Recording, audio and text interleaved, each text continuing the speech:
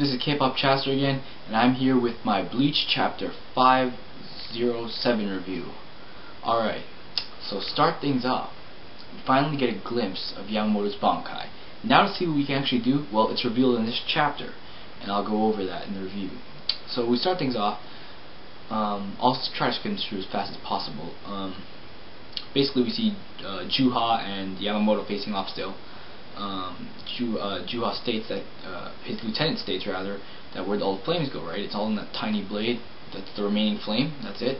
And Juha's just like, don't underestimate it, you know? All the flame is condensed into that one blade, right? So yeah, it's like, all the flame's condensed into the blade. And he's like, whatever touches burns, you know? It's dangerous, really dangerous. You can't get it. You want to try to avoid getting hit by that as possible, right? So Juha, we see a flashback rather of Yamamoto using it, and Yamamoto's like, oh, you've already seen this Bankai 1,000 years ago, but is it the same?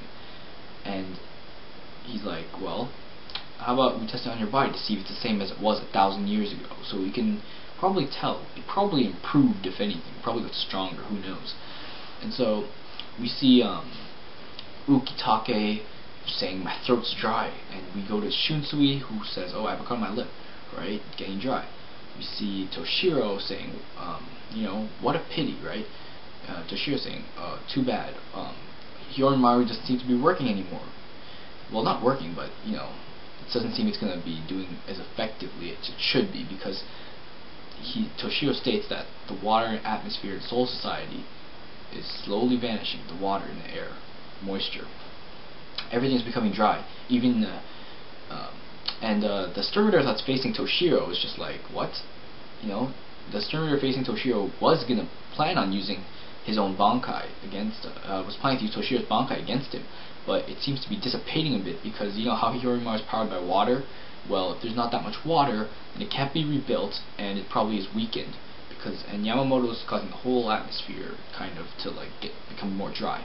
Isane from Squad 4 also says, oh, it's getting dry, and then Unohana also says, you know, with your own power, crush, you know, defeat the enemy before Soul Society gets destroyed, right? So we go back to the fight. Yamamoto goes for a strike. He slits a bit of Juha's robe, and Juha's like, why didn't it burn or anything, right? So he's wondering, probably in the past it would burn anything it touches, like automatically just burn it. So Yamamoto hits the ground, and the point of his sword, just the point, hits the ground, and a gigantic fissure forms from the power. That is ridiculous. That is really powerful. Causing a fissure just by the point going like that, it just caused a fissure on the ground. And you have noticed that. It's like, holy crap, right? That's anyone's expression, you know, that's ridiculous. And so, he's like, it's the point. And Yamamoto's like, correct. Zanka no Tachi East. I forgot the name of the thing, but it was Zanka no Tachi East, basically. All the fire condenses into the edge. It doesn't burn or put anything on fire. It simply just blows away anything it touches, basically. You know, like just boom, gone. And so, you know, Juha's just like, you know, okay, whatever. And Yamamoto goes for a strike, misses, I believe, or something. And Juha's like, how boring, right?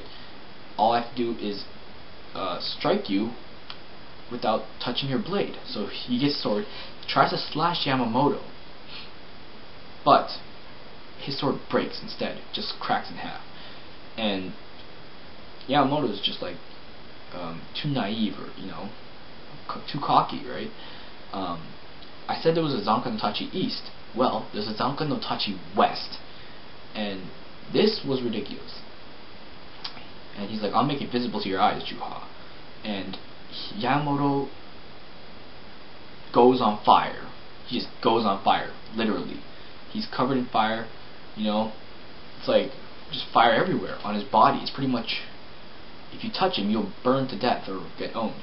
Basically, because Yamamoto states that Zanka no Tachi West, when the fire's all over his body, it's about like 1.5 million degrees hot or something like that, right?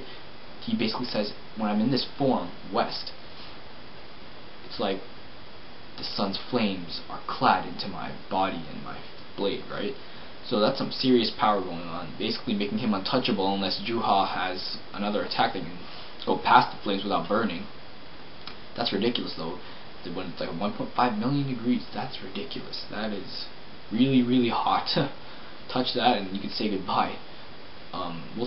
This will probably lead into Juha's powers. I don't think he's going to be able to defeat Yamamoto without going into the final form. What was it? I forgot what it was called. Their final form. I don't know. Like, Juha seems to be losing the edge of the fight here, right? He got his sword busted. That's not going to work. He probably will have to resort to some sort of ranged attack of some sort, or try to overcome the flame, because Yamamoto seems to be dominating in the close range department as of this fight.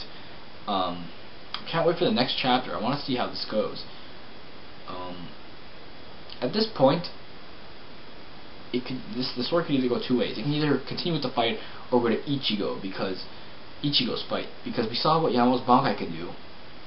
That he's now covered in flames, and it just ends with Juha just staring at him like, holy crap. That's what his expression is, right? So it could actually switch into the Ichigo incident next chapter or something. I don't know. I hope it stays on the fight first, because I want to see what happens to Juha and Yamamoto's fight. This is the battle we've all been waiting for, right? So I think the Ichigo thing could probably wait a bit. Other than that, great chapter. Saw some of Yamamoto's Bankai's power. We see how powerful it really is. You know, his Shikai was already powerful enough, covering a lot of area. His Bankai seems to be more on for his Bankai as of now seems to be better for one-on-one battles.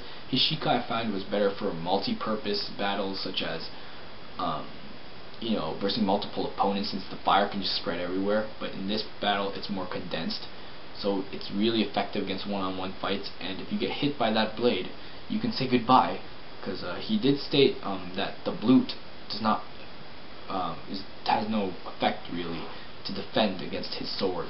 So that's going to be interesting to see how Juha counters it.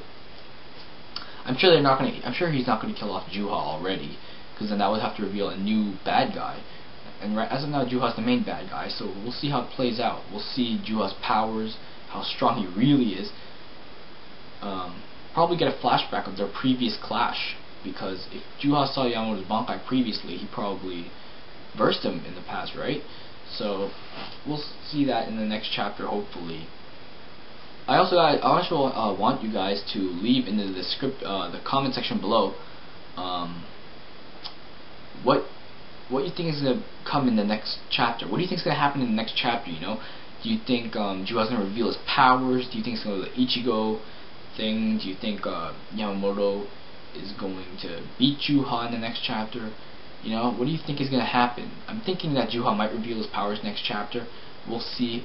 But, yeah, that's all I got. So leave that in the comment box below, and I'll see you guys later.